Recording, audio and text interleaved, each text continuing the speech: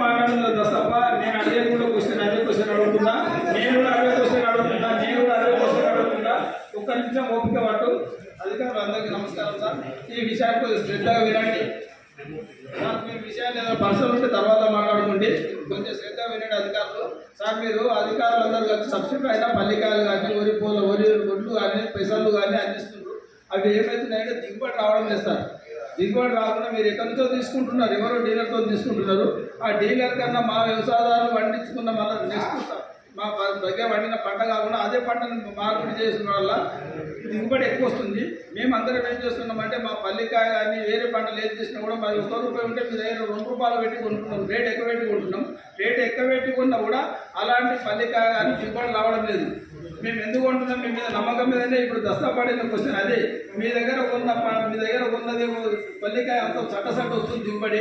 మేము మా పంట దగ్గర మేము తీసుకునేది గట్టిగా ఉంటున్నది. దిగుబడి కూడా వెయిట్ ఎక్కువ వస్తుంది. ఒక బ్యాగ్ 30 కిలోలు వస్తుంది. మీ దగ్గర సబ్సిడీ మీద తీసుకున్న పల్లికాయ 25 కిలోలు వస్తుంది. వెయిట్ కూడా తక్కువ వస్తుంది.